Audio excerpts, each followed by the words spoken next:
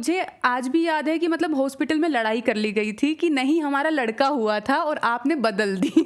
लड़का और लड़की की परवरिश बहुत अलग की जाती थी, तो वो हम लोगों ने भी कहीं ना कहीं फेस किया है। मेरे पास इतना अच्छा पार्टनर है, ठीक है, जो मेरा हर चीज़ में सपोर्ट करता है। तो पुणे में पढ़ाई करते करते जब भी मैं पापा के पास फ़ोन करती थी कि पापा क्या कहते हैं बहुत ज़्यादा प्रेशर है, हाँ मुझे 3-3 एग्ज़ाम देने पड़ रहे हैं एक दिन में, हाँ और ऐसा है, तो मेरे पापा बोलते थे कोई बात नहीं बेटा छोड़ के आ जाओ। पापा को बताया कि पापा पायलट बनना है मुझे, उसके लिए जो है वो इतने इतने पैसे चाहिए। तो उन्होंने मुझे बोला कि कोई बात नहीं बेटा घर वर सब बेच देंगे, तुम पढ़ो। जो आजकल के बच्चे हैं उनको मैं ये बोलूँगी कि आपके पास इतना कुछ है अपने ग्रैंड पेरेंट्स से सीखने के लिए कि और वो आपको रियलाइज़ जब होगा जब वो चले जाएंगे।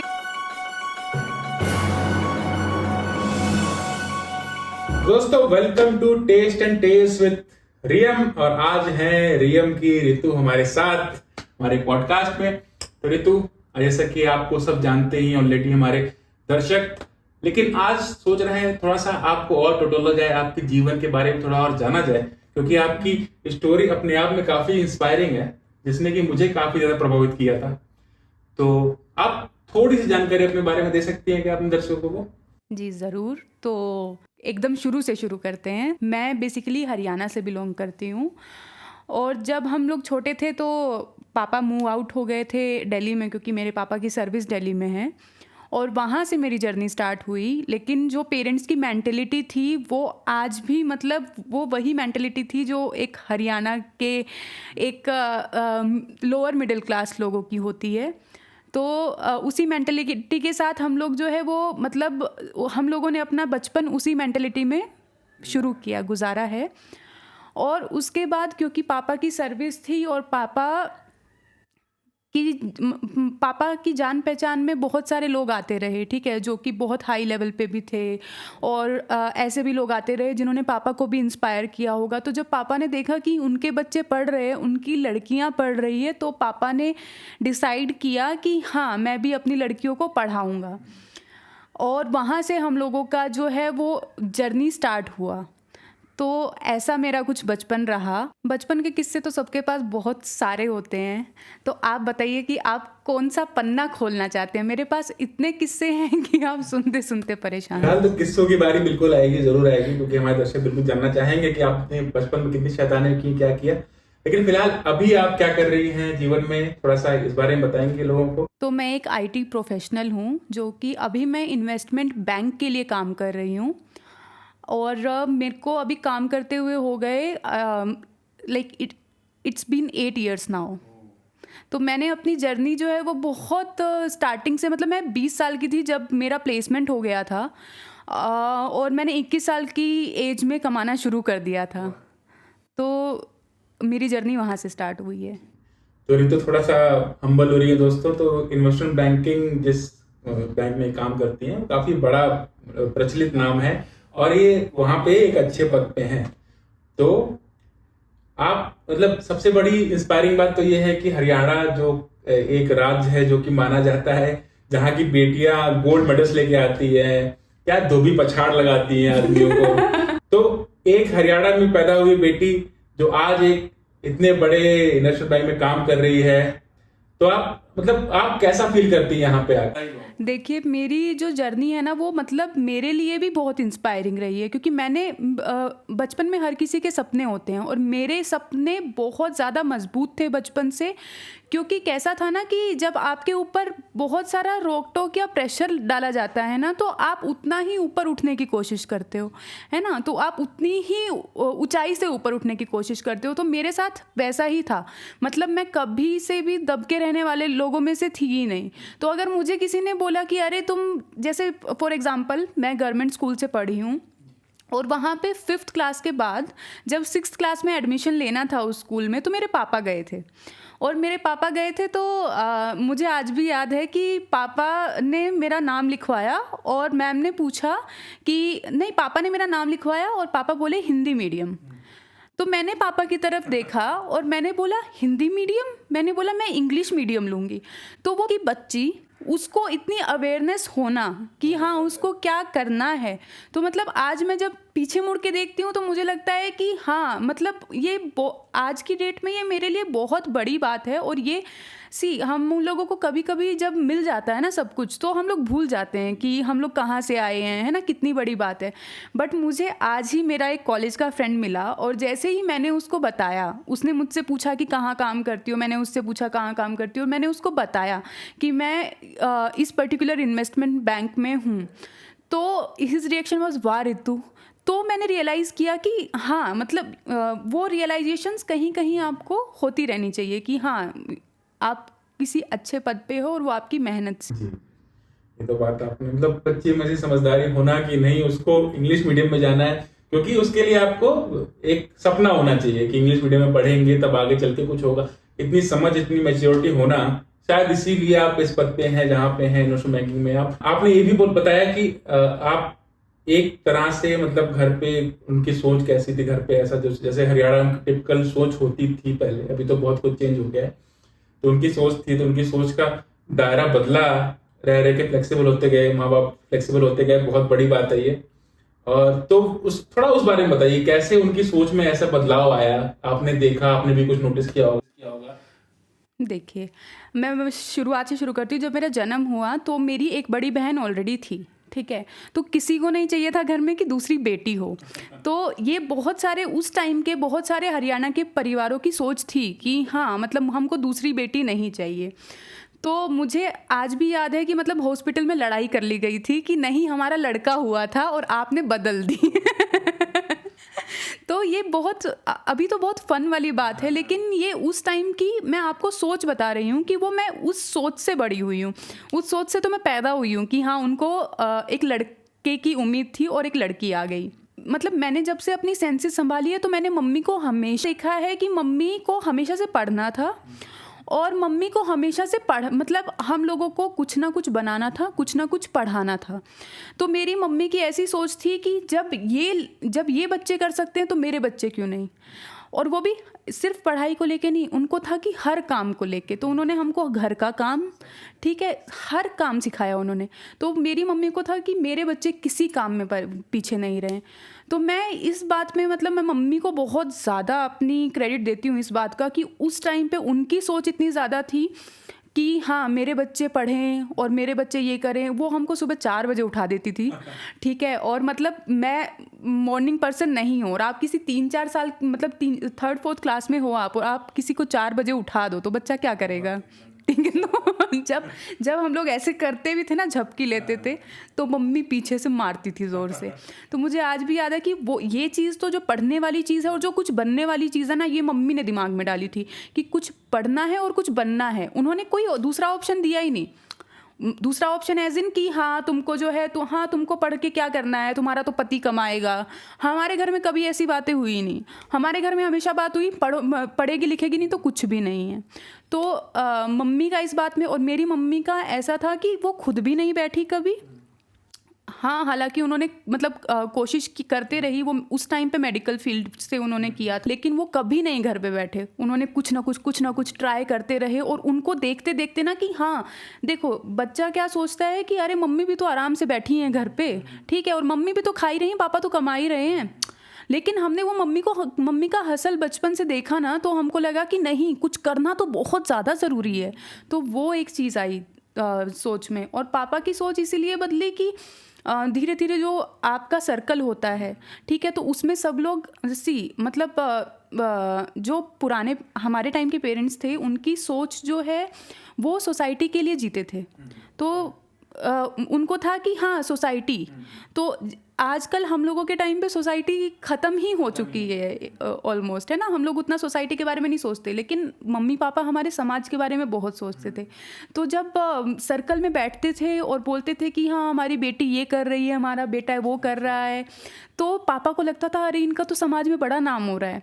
तो उस हिसाब से, और कुछ मम्मी के भी दिमाग में डालते रहने की वजह से पापा की भी बहुत सोच बदली। तो वो कहते हैं ना कि अगर एक लड़के को पढ़ाते हैं, एक लड़के को पढ़ाते हैं, अगर आप लड़की को पढ़ाते हैं तो एक पूरी पुश्त पड़ती है आपकी। कि आपने बहुत अच्छा संदेश दिया कि एक हाउसवाइफ जो होती है, जैसे माता जी हैं, उनके अंदर हमेशा से एक कसक होगी कि मैं कुछ कर लूँ तो हाथ पैर मार। मेरी माता जी भी सेम है, उनको भी कुछ करना है, और इस बारे में लगता है कि भाई उनको उतनी अपॉर्चुनिटी शायद नहीं मिली इतनी आज लड़कियों को मिलती है। हमारी बात वहां पे थोड़ी सी रह गई कि हरियाणा से थोड़ा सा धोई बछाड़ करती हैं लड़कियां, लेकिन थोड़ा सा वहां पे थोड़ा सा दबाया भी जाता है लड़कियों को। तो अभी जो, क्योंकि आप हरियाणा से हैं, तो अभी हरियाणा की क्या कंडीशन है? आप एक गांव से हैं, कहाँ आप अपने गांव का नाम भी बता दीजिए। तो मैं रोहतक के पास एक छोटा सा गांव है बखेता, मैं वहाँ से बिलोंग करती हूँ। और जैसे कि कंडीशन की बात है तो कंडीशन आज की डेट में तो देखो हर फील्ड में लड़कियों का बहुत ज़्यादा बोलबाला है ना, और वो भारत के हर एक पार्ट से आ रही हैं। तो पहले किसी भी गांव में, जैसे मैं हरियाणा का ही ना कहूँगी, किसी भी गांव में जो है वो वही चीज़ें होती थी। लेकिन हरियाणा में बेसिकली क्या होता है कि लड़का और लड़की की परवरिश बहुत अलग की जाती थी। तो वो हम लोगों ने भी कहीं ना कहीं फेस किया है कि जैसे अगर घर पे फ्रूट्स आए, ये तो बहुत एक छोटा सा एग्जांपल था कि अगर हमारे घर पे कभी फ्रूट्स आते थे तो पहले पूरे भाई को दिए जाते थे, और अगर वो बचा देता था, छोड़ देता था, तो वो हमारे पास आते थे। तो ये चीज़ें जो हैं वो अब थोड़ा सा चेंज होना चालू हुई हैं। ठीक है, अब मैं देख रही हूँ कि वहाँ की लड़कियाँ भी बहुत ज़्यादा पढ़ रही हैं, और मैं देख रही हूँ कि वहाँ की लड़कियाँ ज़्यादा पढ़ रही हैं और लड़के थोड़े पीछे हो गए हैं। उसका भी एक रीज़न है। हाँ, तो उसका रीज़न ये है कि जब आप बोलते हैं कि अरे ये तो हमारा लड़का है, अरे ये तो हमारा लड़का है, ठीक है, बचपन से उसको जो है वो प्लेट हाथ में लाके खाना खिलाते हैं, ठीक है, और हर चीज़ उसको हाथ में लाके देते हैं, तो वो क्यों काम करेगा, वो क्यों पढ़ाई करेगा? जब उसको पता है कि हाँ उसको तो सब हाथ में मिल रहा है, तो वो क्यों पढ़ाई करेगा? और लड़कियों को क्योंकि उनको इक्वल कभी ट्रीट नहीं किया गया, तो उनके अंदर बहुत ज़्यादा जज्बा हो जाता है। तो इसीलिए मैंने देखा है कि अभी जो है वो लड़के बहुत पीछे रह रहे हैं और लड़कियां वहाँ की बहुत ज़्यादा आगे बढ़ रही हैं, और मेंटेलिटी भी बहुत लोगों की चेंज हो रही है वहाँ पे। तो ये अभी खैर ये हरियाणा का ही कंडीशन नहीं रहा, ये मतलब पूरे देश का कंडीशन हो चुका है। भारत की जहाँ तक बात करें तो लड़कों को हमेशा राजा के बेटा की तरह ट्रीट किया जाता था, लेकिन आप वही है, आप जिसको जितना दबाएंगे वो आगे चल के उतना ही निकलेगा। प्रेशर कुकर वाला कॉन्सेप्ट हर जगह लगता है, जितना प्रेशर लगाएंगे, एक अगर सीटी नहीं लगेगी तो फटेगा ही वो एक ना एक दिन। लड़कियों के साथ वही हो रहा है। तो जैसे कि आपने बोला लड़कियों के बारे में अभी इतना कुछ हो रहा है, और तो उसी के साथ आजकल बहुत एक कॉन्सेप्ट है, आजकल का नहीं है, खैर तो अभी पुराना हो गया है, फेमिनिज्म का कॉन्सेप्ट है। आप एक जीता जागता उदाहरण है कि फेमिनिज्म नहीं बोलूंगा, वुमन एम्पावरमेंट का, कि एक बखेता जैसे गांव, जिसका मतलब शायद ही किसी ने नाम सुना हो, हरियाणा दिल्ली बॉर्डर में शायद नाम सुना होगा, लेकिन उसके बाद अलग शायद कोई नहीं जानता हो, वहां से निकल के आप यहाँ पे पहुंची हैं। तो आप इसको कैसे देखती हैं कि आजकल जो फेमिनिज्म का कॉन्सेप्ट चल रहा है, जैसे कि आपको मैंने देखा है, खुद ही आप घर में मैनेज करती हैं, ऑफिस भी करती हैं, सब में सामंजस्य बिठाने की पूरी कोशिश करती हैं। तो आजकल जो है कि लड़कियां बोल रही हैं कि मैं घर का काम नहीं करूंगी, ऑफिस करूंगी। ऑफिस भी खैर कुछ नहीं करना चाहती हैं। अभी तो एक लड़की का 4 लाख पैकेज था, उसने बोला कि मुझे 1 करोड़ के पैकेज वाला लड़का चाहिए। तो आप फेमिनिज्म को किस तरह से देखती हैं? आप थोड़ा सा राय दीजिए अपनी इस बारे में। देखिए, मेरी राय इस बात पे ये है कि फेमिनिज्म वर्ड का बहुत मिसयूज़ किया जा रहा है आजकल, ठीक है। तो फेमिनिज्म बेसिकली एक पॉजिटिव वर्ड ही रहा है, लेकिन उसका आजकल इतना ज़्यादा मिसयूज़ किया जा रहा है कि वो आजकल बोलते हैं ना कि आई एम ए फेमिनिस्ट, तो लोग उससे डिनाई कर रहे हैं। तो इसका रीज़न ये रहा है कि जो आजकल मतलब जो लड़कियां हैं ना, वो इतना ज़्यादा अगर आप आज की डेट में भी जाके किसी लड़की से पूछते हो ना कि ओ यू कुक, तो वो बोलेगी नहीं मुझे खाना बनाना नहीं आता है। तो वो उस बात में अपनी बड़ाई समझती हैं, ठीक है, जबकि वो कोई बड़ाई की बात नहीं है। ये स्किल हर किसी को आनी चाहिए। ये स्किल है, मतलब इसको अगर आप एक स्किल की तरह देखोगे तो ये स्किल है। आप इस स्किल को नहीं सीख के आप फेमिनिस्ट कैसे हो रहे हैं? समझ रहे हैं आप बात ये? अच्छा, अगर अब मेरे लिए फेमिनिज्म क्या है मैं वो बताती हूँ, ठीक है। आप हर चीज़ मैनेज कर रहे हो, आप हर चीज़ कर रहे हो, ठीक है। अब लेट्स सी कि मैं एक कंपनी में काम कर रही हूँ और वो कंपनी में मेरे 3 फीमेल्स हैं और 5 मेल हैं, ठीक है, और वहाँ पे मुझे इस बेसिस पे काम कम दिया जा रहा है, oh she is a female, ठीक है, और ये कैसे मैनेज करेगी, है ना, ये कैसे मैनेज करेगी, इसको तो घर भी संभालना होता है, इसको तो इसका बेबी भी संभालना होता है, ठीक है, हाँ, ये कमेंटबाजी अलग से करते हैं। तो मुझे आप इक्वल काम दो, और अगर मैं नहीं करूं तब आप बोलो, ठीक है, तो वो इक्वल ट्रीटमेंट, सी कभी भी ऐसे फेमिनिस्ट ये वो ऐसे नहीं, लड़कियों का हमेशा क्लियर रहा है कि उनको इक्वल ट्रीटमेंट चाहिए, इक्वल पे चाहिए हर एक फील्ड में। जैसे एंटरटेनमेंट फील्ड में जब ये टॉपिक उठा था कि फेमिनिज्म, तो वो क्यों उठा था, क्योंकि एक्ट्रेस भी इक्वल काम कर रही हैं, ठीक है, वो भी इक्वल आवर्स पुट कर रही हैं, मेंस भी इक्वल आवर्स पुट कर रहे हैं, ठीक है, तो मतलब उनका जो सैलरी है उसमें डिफरेंस था, इसीलिए बहुत ज़्यादा डिफरेंस था, ऐसा भी नहीं कि छोटा मोटा डिफरेंस था, तो इसके लिए उठा था। अब मेरे को अगर कंपनी ने ये बोल के आउट कर दिया, अगर कभी उन्होंने बोला कि आपने उसमें से निकालो, आप 10 लोगों में से आप एक लोग को फायर करो, और मेरे मैनेजर बोल रहा है ओ ये तो लड़की है, इसको फायर कर देते हैं, हाँ, तो मतलब इसको घर नहीं चलाना, इसको फायर कर देते हैं, तो वो कितना ज़्यादा मतलब वो मेरी कैपेबिलिटीज़ नहीं देख रहा है, ठीक है। अगर आप मेरे टैलेंट की वजह से मैं ख़राब काम कर रही हूँ, उसकी वजह से आप निकाल रहे हो, तो मुझे कोई इशू नहीं है, तब मैं फेमिनिज़म नहीं चिल्लाने वाली हूँ। तो मेरे लिए फेमिनिज़म यही है कि हाँ, आप एक बार इक्वल अपॉर्चुनिटी दे के देखो, इक्वल अपॉर्चुनिटी देने के बाद भी इफ़ आई एम लेस तो मैं कुछ नहीं करूँ, हाँ, तो ऐसा है। हाँ, तो काफी खूबसूरती से आपने बताया कि फेमिनिज्म का अर्थ क्या होना चाहिए, लेकिन हर चीज है जो कि मिसयूज हो रही है समाज में, तो फेमिनिज्म भी एक टर्म हो गया है जो लोग मिसयूज कर रहे हैं बहुत ज्यादा, आजकल बहुत ज्यादा हो गया है। तो आते हैं आपके अगले विषय पे। आपकी शादी हुई थी लास्ट ईयर, मैं ही वो सौभाग्यशाली इंसान था जिससे शादी हुई थी। तो शादी के पहले भी आप ऑब्वियसली मैनेज कर रही होंगी, घर भी और बाहर भी, ऑफिस भी। लड़के तो इतना नहीं कर सकते, लड़कियां मल्टीटास्कर, पैदाइशी मल्टीटास्कर होती हैं, तो वो लोग सब कुछ मैनेज करके चलते हैं।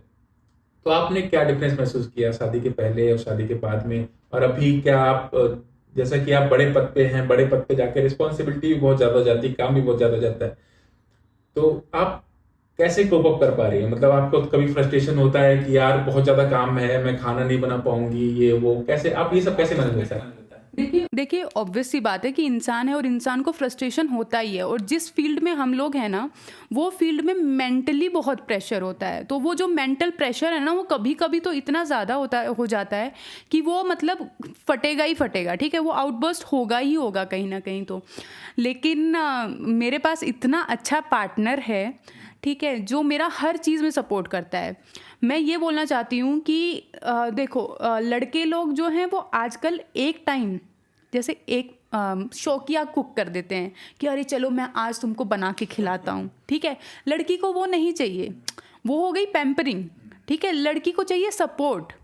वो सपोर्ट कैसे मिलेगा कि हाँ बताओ मेरे लिए क्या काम है, ठीक है। अगर तुम कुछ कर रही हो, अगर तुम लेट्स से आटा गूंद रही हो, तो मैं सब्जियां काट देता हूँ, ठीक है, और वो डेली बेसिस पे मिलना चाहिए। तो मैं इतनी ज़्यादा लकी हूँ कि मुझे ये सपोर्ट डेली बेसिस पे मिलता है, और इसीलिए मैं मैनेज कर पा रही हूँ। तो मुझे कभी नहीं लगता है, अगर आपके देखो लड़कियों को ना मैं फॉर एग्जांपल मैं अपना एग्जांपल लेती हूँ कि मुझे मेरी मम्मी ने इतनी अच्छे से ट्रेन कर दिया है कि मुझे खाना बनाना और ये सब एक काम नहीं लगता है। हाँ, वो मैं आंख बंद करके भी अपने जीने लायक तो कुछ ना कुछ कर ही लूँगी, और वो भी 5-10 मिनट में, ठीक है। लेकिन एक लड़की को चाहिए, जब आपके ऊपर इतना मेंटल प्रेशर है, तो उसको चाहिए कि हाँ उसको कोई सपोर्ट करने वाला हो, मेंटली सपोर्ट देने वाला हो, ठीक है। तो अगर आप सिर्फ आके पूछ भी ले रहे हैं ना कि हाँ मेरे लिए काम बताओ, तो वो एक लड़की के लिए बहुत ज़्यादा बड़ी बात हो। ये इस बात में मैं बोलूँगी कि प्लीज़ सपोर्ट करें एक दूसरे को। ऐसा नहीं कि हाँ मतलब मैं ऐसा भी नहीं बोलूँगी, कुछ तो लड़के ही करते रहते हैं, ठीक है, तो मैं ऐसा नहीं बोलूँगी कि इसमें कि लड़कियों को ही सपोर्ट करो, ठीक है। प्लीज़ अगर आप प्लीज़ अगर आप एक कपल हैं तो एक दूसरे को बहुत ज़्यादा सपोर्ट करो, एक दूसरे का प्रेशर समझो, और एक दूसरे को मतलब हमेशा उसके लिए मेंटली अवेलेबल रहो। क्योंकि दोनों आजकल काम कर रहे हैं, और एक सिंगल आदमी के काम करने से घर चलेगा भी नहीं, महंगाई इतनी ज़्यादा है बेंगलोर जैसे शहर में।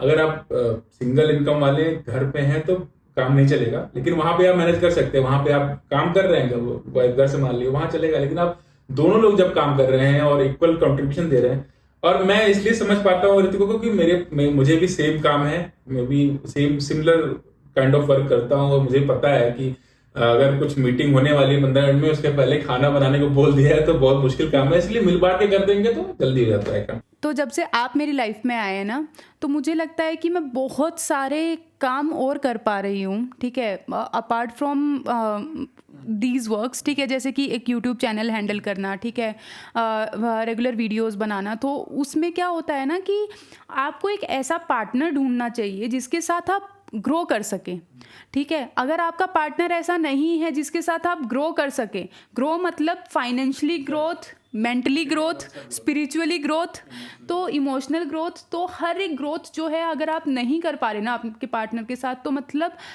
आप कहीं ना कहीं लैक कर रहे हैं। आपको अपने रिलेशनशिप पे वर्क करने की ज़रूरत है। और मुझे टचवुड ऐसा सपोर्ट मिला है कि मैं हर चीज़ में ग्रो ही कर रही हूँ जब से मेरे पार्टनर मिले हैं।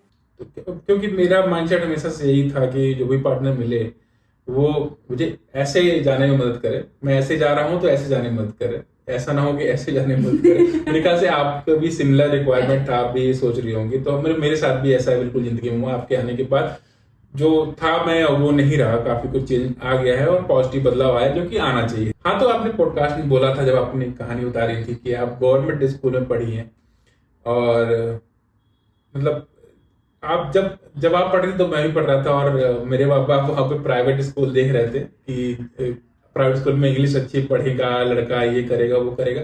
तो ये मैक्सिमम पेरेंट्स की थिंकिंग है। अगर भले वो 1000 रुपए कमा रहे हैं, लेकिन 5000 रुपए अगर बच्चे के स्कूल फीस पे करनी पड़ के प्राइवेट स्कूल में पढ़ाना पड़े तो भी वो अपने किसी ना किसी तरह वो पढ़ाएंगे।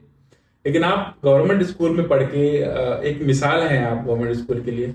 तो आप थोड़ा सा उस बारे में बताइए, गवर्नमेंट स्कूल में आपका पढ़ाई लिखाई कैसी थी, और क्या आपको ये कभी रिग्रेट होता है कि आप प्राइवेट स्कूल में होती? देखिए, रिग्रेट तो होता ही है, क्योंकि कैसा रहा है ना कि ऑब्वियसली बात है, वो जो एक फ्लुएंट इंग्लिश होती है ना, वो मैंने बहुत लेटर आके अपनी लाइफ में सीखी है, और वो भी मतलब बहुत वर्क करना पड़ा मुझे उस पे। और मुझे लगता है कि अगर मैं प्राइवेट स्कूल से पढ़ती तो वो मेरे में इनहेरिटेड होती ही, ठीक है। तो ये एक रिग्रेट तो है, अदरवाइज़ मुझे कोई रिग्रेट नहीं है, ठीक है, क्योंकि मुझे लगता है कि बच्चे की पढ़ाई और उसके स्कूल से कोई लेना देना नहीं है। अगर आपका बच्चा एक सही डायरेक्शन में सोचने वाला है, एक विजनरी है, तो वो पढ़ेगा ही, वो उसको कहीं पे भी आप बिठा दीजिए, वो पढ़ेगा ही। और मुझे लगता है कि इसमें मेरे पापा का बहुत बड़ा रोल रहा है। हमेशा से उनका मोटिवेशन का तरीका बहुत डिफरेंट रहा है। तो कैसा होता था कि जब भी मैं फुल मार्क्स लेके आती थी, या मैं किसी सब्जेक्ट में कुछ अच्छे मार्क्स ले आई, 98 ले आई, मैं पापा को बहुत खुशी खुशी आके बताती थी। वो हर बच्चा करता ही है, ठीक है, कि पापा मेरे 98 मार्क्स आए हैं। तो मेरे पापा बोलते थे, ठीक ही है बेटा, 100 तो नहीं आए ना।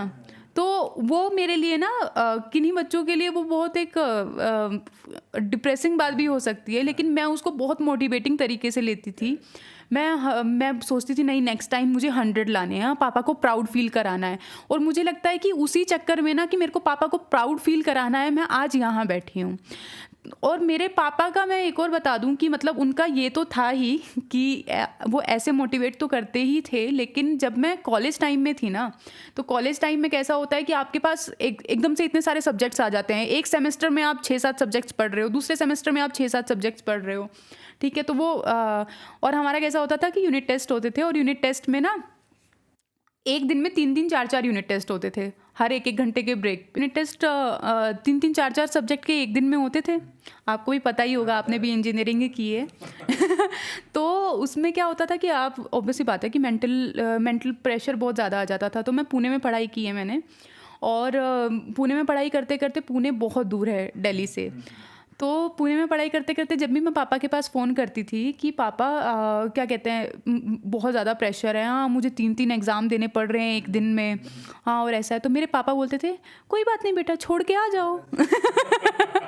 तो वो मैं उसको ऐसे देखती थी कि अरे मैं कैसे छोड़ के जा सकती हूँ। हाँ, तो वो पापा का मतलब हर एक पेरेंट का मोटिवेशन का तरीका बहुत डिफरेंट होता है। तो मेरे लिए वो बहुत ज़्यादा वर्क किया कि उनके जो छोटे छोटे नुस्खे थे ना, अगर मतलब हम लोग तो बहुत ही ज़्यादा इस मामले में लकी रहे हैं कि हमारे पेरेंट्स बहुत ज़्यादा मोटिवेटिंग रहे हैं। आज की डेट में तो मुझे नहीं पता कि हम लोग कितने अच्छे पेरेंट्स बन पाएंगे, बट उनसे बहुत कुछ सीखने के लिए है। आप गवर्नमेंट स्कूल के बारे में बता रही थी। हाँ, तो गवर्नमेंट स्कूल के किस्से मैं आपको बताती हूँ।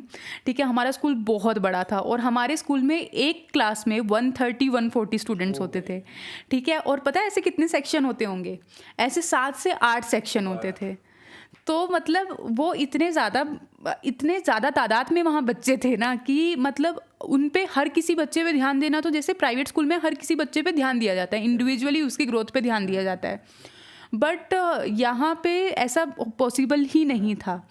और मुझे याद है कि हम लोग तो इतनी मस्ती किया करते थे कि बारिश आ जाती थी ना, बारिश आने पे हमारे स्कूल के ग्राउंड में पानी भर जाया करता था और हम लोग इतना ज़्यादा खेला करते थे वहाँ पे, बहुत ज़्यादा खेला करते थे। और हमारी टीचर्स कभी कभी बोलती थी कि मैं आज पेड़ के नीचे क्लास लूँगी। ठीक है, तो पेड़ के नीचे बैठ के क्लास चल रही है। पीटी का अगर मुझे नहीं पता कि पीटी पीरियड में प्राइवेट स्कूल में क्या होता है, लेकिन हमारे स्कूल में तो पीटी पीरियड का मतलब होता था एकदम भरी धूप में कोई पेड़ पकड़ के उसके नीचे बैठ जाना।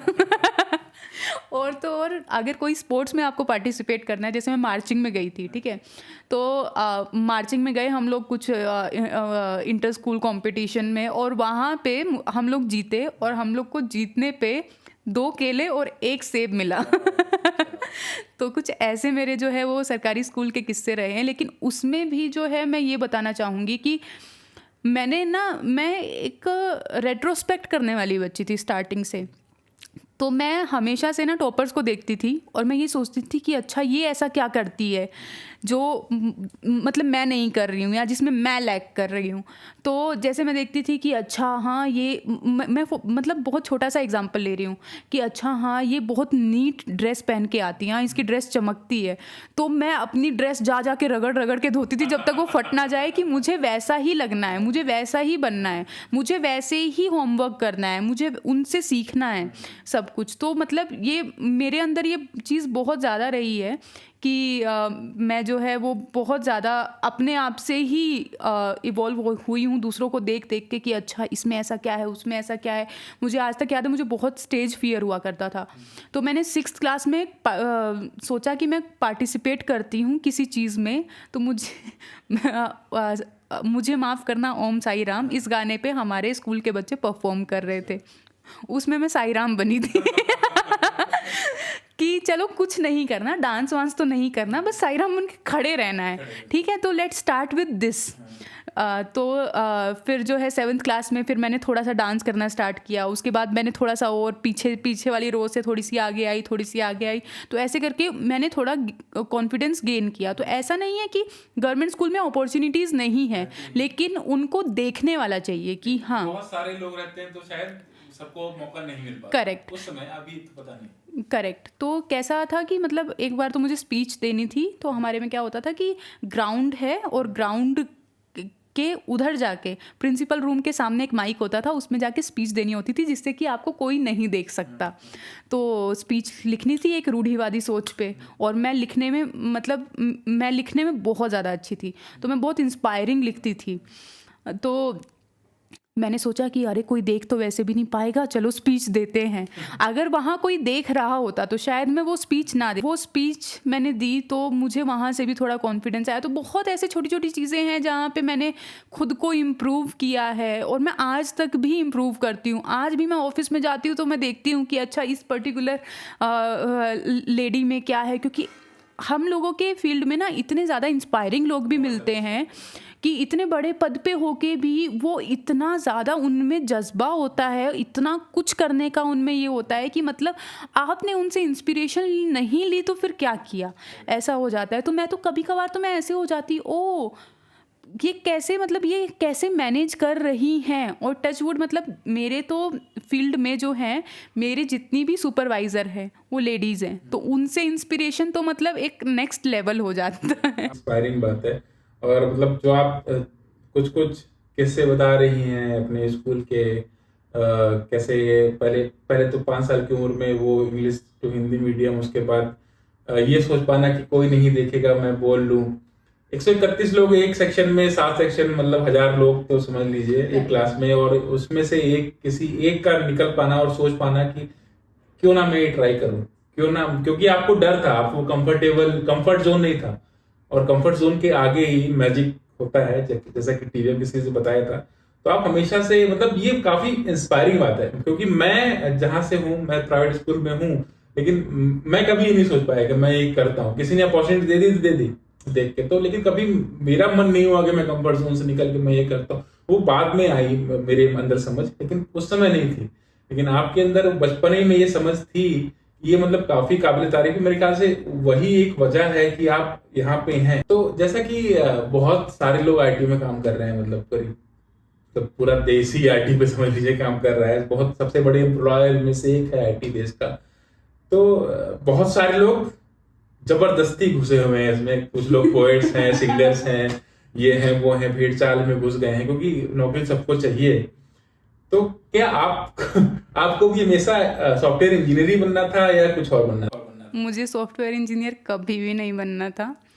मुझे आज तक याद है कि मैं बचपन में जो है वो अपनी सिस्टर को, जो मेरे से एक क्लास बड़ी थी, मैं उनको लेके जो है वो पापा ने मुझे एक ब्लैक बोर्ड ला के दिया था, तो मैं उस पर मैथ्स पढ़ाती थी। तो मेरे घर में जो भी गेस्ट आते थे ना, तो वो उनको मैं बैठाती थी और मैं उनको मैथ्स पढ़ाती थी, चाहे उनको समझ आ रहा हो या ना आ रहा हो। तो मुझे हमेशा से था कि मुझे मैथ्स की लेक्चरर बनना है। तो ये मेरा हमेशा से क्लियर था, और मैं मैथ्स में थी भी बहुत अच्छी, टचवुड।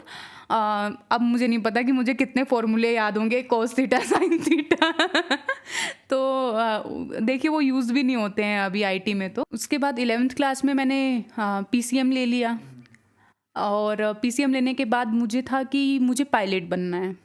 और फिर पायलट बनने में मैंने पापा को बताया कि पापा पायलट बनना है मुझे, उसके लिए जो है वो इतने पैसे चाहिए, ठीक है, उतनी फ़ीस उसकी लगती है। तो मेरे पापा बहुत ज़्यादा, मतलब ही is a gem of a person, तो उन्होंने मुझे बोला कि कोई बात नहीं बेटा, घर वर सब बेच देंगे, तुम पढ़ो लेकिन यहीं पे अगर कोई लड़का होता तो वो पढ़ भी लेता, लेकिन बिकॉज हम लोग एक लड़की हैं और हमारे अंदर वो सबके बारे में सोचने वाली एक क्वालिटी होती ही है। तो मैंने सोचा कि नहीं पायलट तो नहीं बन पाएंगे ऐसे, और उसमें फिर मैंने इंजीनियरिंग का सोचा, और इंजीनियरिंग से मैं आईटी में आई। मतलब जैसा कि हम अपने देश की बात करें, क्योंकि हम अपने देश में ही रहते हैं, तो यहाँ पे मध्यम वर्गीय परिवार जो होते हैं, वहाँ के जो पेरेंट्स होते हैं, और मतलब पेरेंट्स को मैं भाई बहन सबको कंसीडर करके पेरेंट्स बोल रहा हूँ, तो इन सबका एक तरह से सहयोग होता है कि कोई पढ़ के आगे निकल गया, कमा रहा है। अगर कोई कमा रहा है तो समझ लीजिए उसके पेरेंट्स का, भाई बहन जो भी है, उनका सहयोग तो होना ही होना है। बिना उनके सहयोग के तो कोई आगे बढ़ नहीं सकता, क्योंकि मध्यम वर्गीय के सपने बड़े बहुत होते हैं, लेकिन वो कर नहीं सकते। हमेशा से वो रहता है कि यार ये नहीं कर पा रहे, ये चाहिए, नहीं ले पा रहे हैं। तो उस माहौल में, जैसा कि आप हमेशा फिर से रिपीट करने वाली बात हो गई, आप मध्यम वर्गीय परिवार, ऊपर से हरियाणा का परिवार, और ऊपर से आपके भाई और बहन भी हैं, एक बड़ी बहन है, छोटा भाई है, और माँ बाप, तो उनका सहयोग आपको कैसे मिला? कि मतलब सहयोग तो ऑब्वियसली मिला ही होगा, उन्होंने किस प्रकार से सहयोग किया? और जैसा कि बोलते हैं कि बेटियां पापा से सबसे ज्यादा कनेक्टेड होती हैं, और पापा की आप किस्से भी काफी बता रही हैं, थोड़ा सा अपने परिवार के बारे में बताइए, उन्होंने कैसे सहयोग किया आपको यहाँ तक पहुँचाने में? देखिए, सबसे पहले मैं शुरू करूँगी मेरे दादाजी के सपोर्ट से। तो मेरे दादाजी और मैं बहुत ज़्यादा कनेक्टेड थे, और मेरे दादाजी रेलवे पुलिस में थे, और वो उन्होंने अर्ली रिटायरमेंट ले लिया था, और वो बहुत मेरी दादी जी स्टार्टिंग से नहीं है, तो मेरे लिए तो मतलब मेरे एक ही ग्रैंड पेरेंट थे, जो मेरे दादा भी थे और मेरी दादी भी थे, और वो टचवुड मेरे लिए तो मतलब वो ना एक भगवान का ही रूप थे, जो धरती पे आके उनके पास बैठ के ही मैं इतना कुछ सीखती थी कि जितनी भी मतलब मेरे अंदर जो मैच्योरिटी, मुझे लगता है कि समय से पहले आई कि हाँ मैं इनके बारे में सोचूं, उनके बारे में सोचूं, वो मेरे अंदर मेरे दादाजी की वजह से आई, क्योंकि मैं उनके पास बैठती थी, मैं उनके किस्से सुनती थी। और अगर मुझे नहीं भी कुछ समझ आता था ना, क्योंकि दादाजी रेफरेंस करते थे कि अरे गांव में तुझे पता है वो है वो है, तो भी मैं हाँ हाँ दादाजी हाँ हाँ हाँ। तो मैं ये बोलूँगी कि जो आजकल के बच्चे हैं उनको मैं ये बोलूँगी कि आपके पास इतना कुछ है अपने ग्रैंड पेरेंट्स से सीखने के लिए कि और वो आपको रियलाइज़ जब होगा, जब वो चले जाएंगे, तो उससे बेटर है कि आप अभी ये अपॉर्चुनिटी मिस मत कीजिए। आप उनको टाइम दीजिए, उनको उनके ही आशीर्वाद से आप आगे तक जाएंगे और उनसे आपको इतना कुछ सीखने को मिलेगा। क्योंकि मतलब लोग वैसे भी देख सकते हैं कि अरे इनको क्या ही पता होगा, ठीक है, पढ़ाई लिखाई के बारे में इनको क्या ही पता होगा। लोग ऐसे भी देखते हैं कि इनको क्या ही पता होगा, हाँ इनके टाइम पे तो ऐसा था ही नहीं, इनको क्या ही पता होगा कि जीन्स क्या होती है, इनके टाइम पे तो थी ही नहीं। लेकिन ऐसा बिल्कुल नहीं सोचना चाहिए। उनके टाइम पे क्या था आप समझने की कोशिश कीजिए, है ना, आप उनको समझाने की कोशिश कीजिए अपनी बातें। तो वो जो एक जोड़ी बैठती है ना, वो बहुत, मैं मानती हूँ कि मतलब हर एक बच्चे के पास ग्रैंड पेरेंट्स होने चाहिए और उनसे बहुत अच्छा बॉन्ड होना चाहिए। और दूसरी बात कि मेरे पापा, मैं सबसे ज़्यादा कनेक्टेड मेरे पापा से हूँ मेरे घर में। अगर मेरे पापा की आंखों में आंसू आते हैं, he is very emotional person, तो अगर उनकी आंखों में आंसू आते तो मेरी आंखों में ऑटोमेटिकली आंसू आ ही जाते हैं, जो कि तो उनका तो मतलब मेरी लाइफ में उनका बहुत बड़ा रोल रहा है। वो हमेशा पॉजिटिव सोचते रहे हैं। जैसे मुझे तो मुझे एक किस्सा तो अभी तक याद है कि मैं कॉलेज में थी और मेरा प्लेसमेंट चल रहा था। प्लेसमेंट मतलब कंपनीज आई थी कॉलेज में और वहाँ हायरिंग चल रही थी। तो मैं इंटरव्यू में गई, मेरा पहला इंटरव्यू था और मैंने उससे पहले कभी भी नहीं मतलब ऐसे इंटरव्यू वगैरह में मतलब बहुत ज़्यादा डरा हुआ होता है ना। तो मैं गई और उन्होंने मेरे से एक टेक्निकल क्वेश्चन पूछा जो बहुत ही सिंपल था, जो कि हमारे टेक्निकल फ्रेंड्स को तो मतलब अगर मैं बताऊं कि एसक्यूएल की फुल फॉर्म क्या है, ठीक है, और मैंने 4 साल आईटी से इंजीनियरिंग किया और मैंने उसकी फुल फॉर्म गलत बता दी। और मैं बाहर आई और मैं रोते रोते पापा को फ़ोन की और मैंने बोला पापा मैंने एसक्यूएल की फुल फॉर्म गलत बता दी, पापा मुझे एसक्यूएल की फुल फॉर्म नहीं आती। तो मेरे पापा वहाँ से बोलते हैं बेटा मुझे भी नहीं आती। तो मैंने बोला कि पापा मतलब मैंने पढ़ाई की है। तो बोले बेटा कोई ज़रूरत नहीं है, ऐसा ज़रूरी नहीं है कि हर एक इंसान को हर एक चीज़ आए। आसानी से सारा बोझ कम कर दिया। तो मतलब उनको हर चीज़ पता थी कि इस बच्चे को कब किस प्रकार के सपोर्ट की ज़रूरत है। तो वो मेरे लिए मतलब मैं बोलूँगी कि ऐसे पापा मैंने आज तक भी किसी के नहीं देखे और मैं हर 7 जन्म में अपने पापा को ही भगवान से मांगूंगी। और रही मम्मी की बात, भाई मम्मी ने तो इतनी ज़्यादा पिटाई और मम्मी ने इतनी ज़्यादा पिटाई की है, मुझे नहीं पता कि हम लोग, पता है बचपन में मैं और मेरी बहन डिस्कस करते थे कि शायद हम लोग सौतेले हैं। हम लोग इतना मार खाएं, लेकिन उनके मार की वजह से ही, जो उन्होंने मार मार के सिखाया उसकी वजह से ही आज हम लोग यहाँ हैं। तो वो भी है। और आजकल तो पेरेंट्स बच्चों को हाथ भी नहीं लगाते हैं। सोचो अगर हमारे टाइम पे पैदा होते तो इतनी ज़्यादा मार खानी पड़ती। और सबसे फ़नी बात यह है कि आज की डेट में अगर मैं मम्मी को बोलूँ ये बात तो मम्मी डिनाई करती है, मैंने कहाँ मारा था तुमको। तो पेरेंट्स मारते थे और भूल जाते थे। और मेरी मम्मी जो है वो बहुत मेंटली बहुत स्ट्रॉन्ग रही हैं। जैसे मुझे याद है कि मैं पढ़ने भी आ रही थी ना, मैं पुणे आ रही थी और पुणे में हमारे फैमिली का भी कोई नहीं था। तो मेरी मम्मी ने मुझे हंसते हंसते विदा किया था और वहीं मेरे पापा बैठ के रो रहे थे।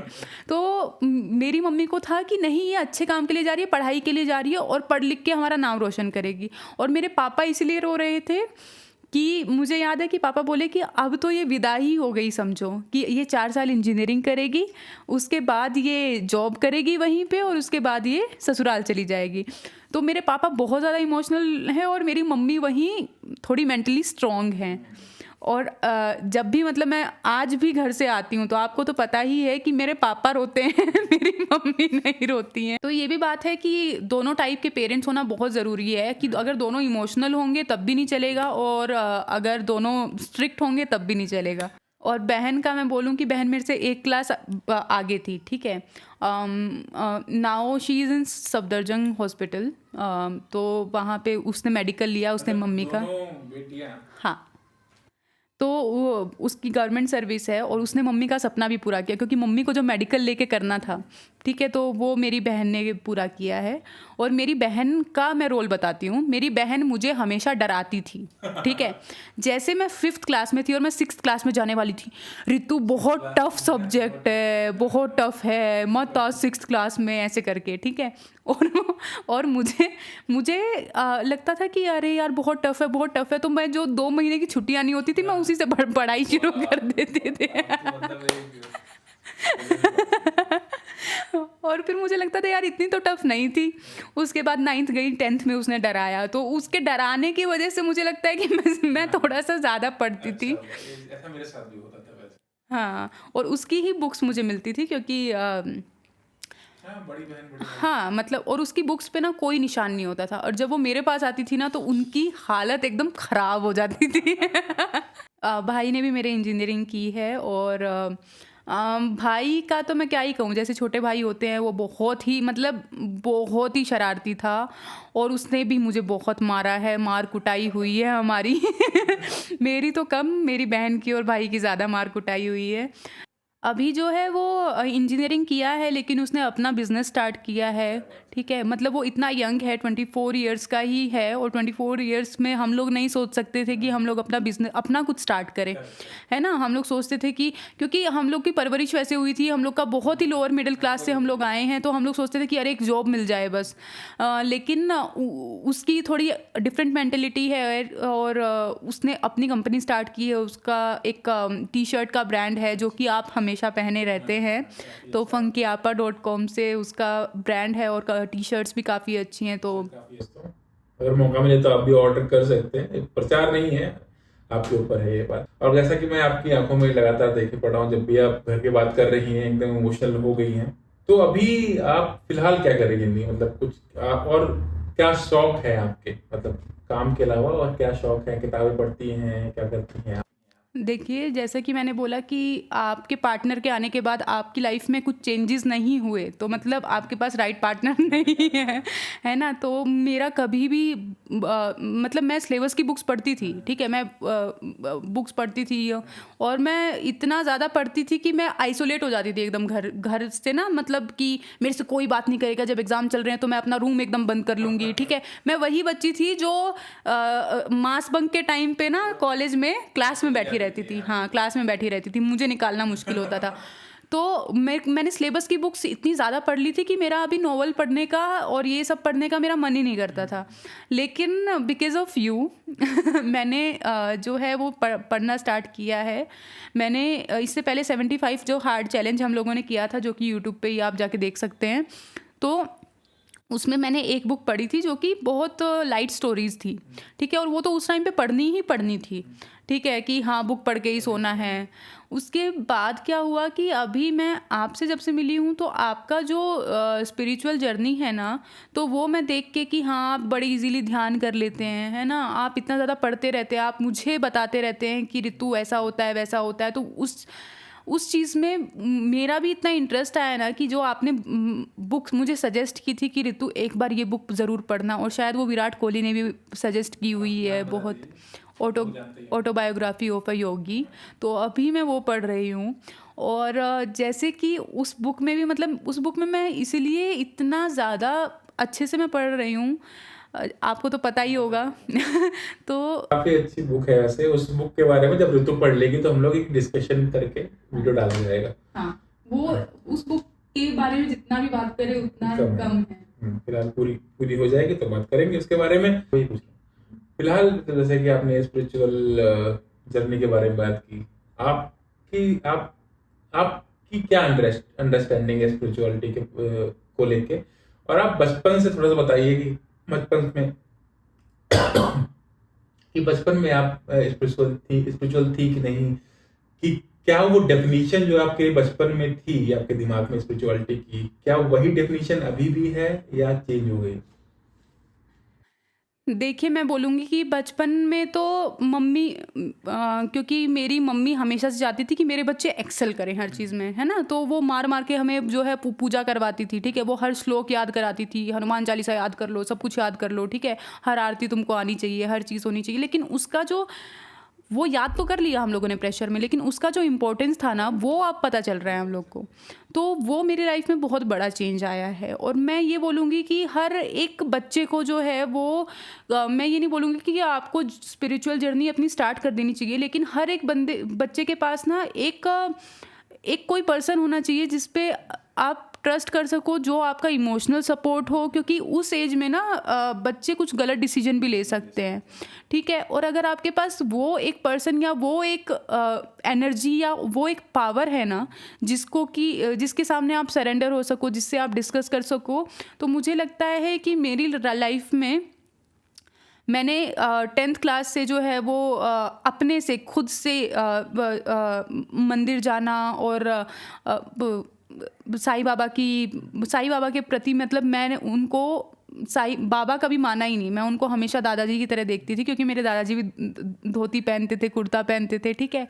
और मैंने हमेशा से उनको वैसे देखा, और उन्होंने भी मुझे बहुत ज़्यादा, मतलब मैं अगर बताने लगी तो मतलब ये पॉडकास्ट ही ख़त्म हो जाएगा। तो उन्होंने मुझे इतना ज़्यादा सपोर्ट किया, और उस टाइम पे उस एज में आपको सपोर्ट की ज़रूरत पड़ती है, उस सपोर्ट की ज़रूरत पड़ती है, क्योंकि हमारे टाइम पे कैसा था ना कि हम लोग इतनी ओपनली बात नहीं कर पाते थे। आप ना अपनी मम्मी से बात कर सकते हो ओपनली, ना आप पापा से बात कर सकते हो ओपनली। अब आजकल के तो बच्चे कि हाँ पापा लेट्स डिस्कस, ठीक है? तो अपने टाइम पे तो ये नहीं था ना कि लेट्स डिस्कस 2 थप्पड़ पड़ते वहाँ से। हाँ तो ऐसा कुछ था। तो हम लोगों के तो टाइम पे वही था कि मैं अपनी डायरी की बाबा जी आज ऐसा हुआ वैसा हुआ, मैं सारी बातें उनसे करती थी, और उन्होंने मेरे को इतनी एनर्जी दी है, इतनी पावर दी है, और एक राइट डायरेक्शन दी है। तो मुझे लगता है कि वो बहुत बड़ा एक फैक्टर रहा, और उसके बाद से भी मेरी जो जर्नी है वो बढ़ते ही चली गई। मेरा कभी भी, मतलब मेरा ऐसा नहीं रहा, क्योंकि हो सकता है कि बचपन में मम्मी ने मार मार के इतनी ज़्यादा जो है वो पूजा वूजा करा ली थी, दिया विया लाइट कराना और ये सब। अब मेरा वो जो है ना मूर्ति पूजा, मैं उस पर कम बिलीव करती थी ड्यूरिंग माई कॉलेज डेज, है ना? तो उस पर मैं कम बिलीव करती थी, क्योंकि आप वो कर भी नहीं पाते थे कि हाँ रेगुलरली दिया जलाना और ये करना वो करना। लेकिन अब मुझे उसका भी इम्पोर्टेंस समझ आ रहा है कि हाँ वो करना चाहिए। और उसका क्या, देखिए हमारे टाइम पे कैसा था ना कि पेरेंट्स को बस ये होता था, क्योंकि उन्होंने भी अपने टाइम में बहुत ज़्यादा स्ट्रगल देखा था, तो उनको बस ये होता था कि अरे बच्चे बस सेटल हो जाएं, स्ट्रगल ना हो, ठीक है? उन्होंने क्योंकि हमारी हिस्ट्री ऐसी रही है कि सब कुछ ख़त्म ही हो गया था ऑलमोस्ट, और उस टाइम पे तो हमारे पास सोशल मीडिया भी नहीं था, तो उतनी नॉलेज नहीं थी। तो मम्मी बोलती थी अरे याद करो, हनुमान चालीसा याद करो, हाँ इससे भूत प्रेत भागते हैं, इससे ये होता है। तो हम लोगों ने भी उसी डर से, शायद आपने भी उसी डर से, सब लोगों ने किसी ना किसी डर से भगवान जी को पकड़ा हुआ था। लेकिन आज की डेट में मैं देख रही हूँ कि यंगस्टर्स जो है वो अपनी मर्जी से अपनी स्पिरिचुअल जर्नी स्टार्ट कर रहे हैं, है ना? और ये सब चीज़ें सोशल मीडिया की वजह से बहुत ज़्यादा ट्रेंड में है। तो मुझे आजकल तो आपके पास बहुत सारी चीज़ें हैं जो हम लोगों के टाइम पे नहीं थी, कि हाँ हम लोग ये काम क्यों कर रहे हैं। अगर हम मम्मी से पूछते थे कि मम्मी ये हम क्यों कर रहे हैं, तो उनके पास भी उसका आंसर नहीं होता था। लेकिन आजकल सोशल मीडिया के थ्रू वही हर आंसर है हर बच्चे के पास। तो मुझे लगता है कि अब तो हर बच्चा कर ही रहा होगा फॉलो। लेकिन दोस्तों आपको बता दो कि हर आंसर है, लेकिन हमारे सनातन धर्म का सबसे बड़ा नाश वही लोग कर रहे हैं जो इंस्टाग्राम पे छोटी रील बना रहे हैं, उनको भी जानकारी नहीं है। तो सच्ची जानकारी के लिए आपको सच्चे सोर्स पे जाना होगा। किसी की भी बात को ना मानिए, अपनी खोज खुद कीजिए। तो स्पिरिचुअलिटी की बात हो गई। तो आप स्पिरिचुअलिटी के लिए अभी क्या कर रही हैं? अभी आपका क्या जर्नी में कहाँ पहुंची हैं आप? क्या आपका मतलब कुछ साधना कर रही हैं कि क्या आप मतलब डे टू डे रूटीन का है आपका? क्योंकि आपने ऑलरेडी काफी कुछ अपनी प्लेट में डाल लिया है। आप घर भी संभाल लिए, ऑफिस भी कर रही है, साथ में स्पिरिचुअल जर्नी करना, वो आपको किस तरह से सहयोग कर रही है? देखिए, अभी मैंने मेडिटेशन करना स्टार्ट किया है, आपको देख के ही मैंने स्टार्ट किया है। पहले मैं बैठ नहीं पाती थी मेडिटेशन में, है ना? तो पहले जब मैं बैठती थी तो मेरे को सारे घर के काम याद आ जाते थे। ओ कुकर में ये रखा है, वो रखा है, जो कि मुझे लगता है कि हर कोई मेरे से रिलेट करेगा जिसने स्टार्ट की है। लेकिन मैंने चेंजेस ये ऑब्ज़र्व किए हैं कि मैं अब थोड़ी देर बैठती हूँ, और उससे क्या होता है ना कि जो आपके मेंटल थॉट्स हैं ना, वो कहीं न कहीं जैसे मेरे मन में बहुत सारे थॉट्स चलते रहते थे कि अरे ये भी करना है, वो भी करना है, हाँ ऐसा हो जाए तो अच्छा हो जाए, आप सोचते रहते हैं कुछ चीज़ें। तो मेरी वो जो सोच है ना वो ख़त्म हो गई है, ठीक है? मेरी जो एक्स्ट्रा थिंकिंग है ना कि ओवर थिंकिंग, वो मेरी ख़त्म हो गई है। अभी पूरी तरीके से तो नहीं ख़त्म हुई है, मैं वो तो चलता ही रहेगा, लेकिन हाँ मतलब थोड़ा स्लो डाउन हो गई है। और मैं भी अब थोड़ा सा में रुचि लेने लगी हूँ, और जल्दी ही मतलब मैं भी कुछ ना कुछ तो आपके इंस्पिरेशन से ही मैं कुछ ना कुछ तो क्रिया वगैरह भी स्टार्ट करूँगी। तो दोस्तों, जैसा कि आपने देखा कि कितना इंस्पायरिंग स्टोरी थी, और मैं ये नहीं कहूँगा कि ऋतु की खाली इतनी इंस्पायरिंग स्टोरी है। बहुत सारी लड़कियां हैं हरियाणा की, नहीं हमारे पूरे देश की, जो जैसा कि ऋतु ने बोला, इसकी सुपरवाइजर, उनकी सुपरवाइजर, यहाँ तक कि एमडी लेवल तक लोग, सीईओ लेवल तक लोग, सारी औरतें हैं और अपनी काबिलियत से पहुंची हैं। तो इनको कम तो बिल्कुल ना आके दोस्तों, अगर आप आदमी हैं, आपको कम आंक रहे हैं, तो आपका नाश होना पक्का है। आप कोशिश कीजिए, कदम से कदम मिलाइए, या तो अपने आप को डेली आप स्किल करते रहिए। किसी इधर उधर एक्टिविटी में ध्यान मत दीजिए, क्योंकि लड़कियां अपने टारगेट पे फोकस्ड हैं। लड़की अपने टारगेट पे फोकस हो जाती है दोस्तों, वहां पे अचीव कर ही लेती है इसमें। और मैं बोलूँगी कि हमारे टाइम पे तो देखिए इतनी अपॉर्चुनिटीज़ नहीं थी, ठीक है? लेकिन आजकल की लड़कियों के पास तो इतनी ज़्यादा अपॉर्चुनिटीज़ हैं। आप यही देख लीजिए कि कितनी, मैं हरियाणा की ही कितनी औरतों को जानती हूँ जो कि अपने ही व्लॉग्स बनाती हैं, ठीक है? मम्मी को हुँ, हुँ, हुँ। दोस्तों, जाते जाते तो ऋतु तो ऋतु जाते जाते ऑब्वियसली हम लोग फिर से बैठेंगे, बात करेंगे। कभी आप हमसे बात करेंगे, कभी हम आपसे बात करेंगे, तो कहानियों का सिलसिला तो चलता रहेगा हमारी आपकी। लेकिन जाते जाते, क्योंकि ये काफी करियर ओरिएंटेड पॉडकास्ट था, आपसे करियर से रिलेटेड काफी बात हुई कि आप कहाँ से कहाँ पहुंची हैं। तो आपको जो छोटी लड़की देख रही है आंखों में सपने लिए, अभी स्कूल भी नहीं गई है, स्कूल जा भी रही है, तो उसकी आंखों में बहुत सपने हैं, लेकिन अभी वो बड़ी होगी तो लोग उसके सपने मारेंगे। तो आप क्या संदेश देना चाहेंगी कि उस लड़की के सपने बचे रहें और वो जो चाहे वो पूरा कर सके? वो कहीं हरियाणा की हो, किसी राजस्थान के पुराने बहुत ही दूर बसे गांव में, कहीं भी हो, वो अपने सपनों को ना मारे और अपने सपनों को जीते रहे। आप क्या संदेश देना चाहेंगे? देखिए, मैं ये बोलूँगी कि हमारे टाइम पे तो इतनी ज़्यादा अपॉर्चुनिटीज़ नहीं थी, लेकिन आज की डेट में हर एक चीज़ में एक अपॉर्चुनिटी है। अगर आपके पास एक मोबाइल फ़ोन है तो उससे आप क्या कर सकते हैं, ये अलग ही बात है। आजकल एक 6-7 साल की लड़की जो है वो रील्स बना के जो है वो अर्न कर रही है, ठीक है? तो मुझे नहीं लगता कि आजकल की डेट में जो है वो अर्निंग एक रुकावट है, ठीक है? तो आप कहीं किसी भी सोर्स से आप इनकम जनरेट कर सकते हैं। आजकल आप देख रहे हैं कि बीटेक करके, एमबीए करके लड़कियां जो है वो ठेला लगा रही हैं, ठीक है? तो इससे हाँ, तो इससे ये भी पता चलता है कि आजकल की डेट में ऐसा कुछ नहीं है कि हाँ, समाज क्या कहेगा, लोग क्या कहेंगे, ये काम छोटा है, वो काम बड़ा है। तो आप और औरतों के पास मुझे लगता है कि देखिए, मैं अपना माइंड बताती हूँ कि जब भी मैं कुछ चीज़ सोचती हूँ ना कि हाँ मुझे करनी है, तो मेरे दिमाग में ये आता है कि हाँ मैं ये कर सकती हूँ। मेरे दिमाग में ये नहीं आता कि मैं ये नहीं कर सकती, या मैं ये क्यों करूँ, या मैं डाउट नहीं आता, क्योंकि मुझे पता है कि मैं कर सकती हूँ और मुझे पता है कि हाँ मैं कैपेबल हूँ। तो आपको मेंटली उतना स्ट्रांग होना है, क्योंकि हर चीज़ दिमाग का खेल है। आपको मेंटली उतना स्ट्रांग होना है, और मुझे लगता है कि हर लड़की को अपने पैर पे ज़रूर खड़ा होना चाहिए। ये बहुत ज़्यादा ज़रूरी है। मतलब अगर आपको कुछ भी करना है ज़िंदगी में, तो आपको सोचना ना पड़े। अगर आपको कुछ लेना है, कुछ देना है, कुछ करना है तो हाथ ना फैलाना पड़े। इस पे मैं एक और बात ऐड करना चाहूँगी कि मैंने इतनी अर्ली एज से स्टार्ट कर दिया था ना अर्निंग, कि मेरा अभी सबसे बड़ा फ़ियर ये है, अगर मेरे से कोई मेरा फ़ियर पूछे ना, तो मेरा फ़ियर ये है कि मतलब कभी ऐसा ना हो जाए कि मतलब मेरी अर्निंग स्टॉप हो जाए और मैं जो है वो मेरे को किसी के आगे हाथ फैलाने पड़ जाए, या फिर मैं एक ऐसी पर्सन हूँ कि मैं अपने पैसे से, अगर मैंने किसी को उधार दिए तो मैं उससे पैसे नहीं मांग सकती। तो सोचिए कि मैं अपने खुद के काम के लिए कि हाँ मुझे खाना खाना है तो आप मुझे पैसे दीजिए, तो मतलब ये मेरा सबसे बड़ा फ़ियर है। तो वो होना भी नहीं चाहिए, फ़ियर भी अच्छी बात नहीं है, लेकिन मुझे ऐसा लगता है कि हर एक लड़की को अपने पैरों पे खड़ा होना चाहिए, हर एक लड़की को कुछ ना कुछ ज़िंदगी में करना चाहिए, सोचना चाहिए, और आप कैपेबल भी हैं। आप आप पे डाउट मत कीजिए, क्योंकि पूरी दुनिया तो है ही ना आप पे डाउट करने के लिए। आप खुद ना करिए ना। तो वही, तो अगर आप अपने लिए स्टैंड नहीं लेंगी तो कौन लेगा। तो उसी के साथ आज का पॉडकास्ट खत्म करते हैं। फिलहाल बस एक संदेश उन माँ बाप के लिए जो अपनी लड़कियों को नहीं पढ़ाते हैं या आगे नहीं भेजते हैं। कुछ इंस्पिरेशन लीजिए ऋतु के माँ बाप से, जिन्होंने अपनी सोच बदली। आप भी अपनी सोच बदलिए, लड़की को तो पढ़ाइए लेकिन अपने लड़के को भी जरूर पढ़ाइए, ताकि वो आगे चल के अपनी लड़की को पढ़ाए, आगे बढ़ाए, और वो समझ सके कि लड़का लड़की दोनों एक समान है और सबका पढ़ना इस समाज के लिए बहुत ज्यादा जरूरी है।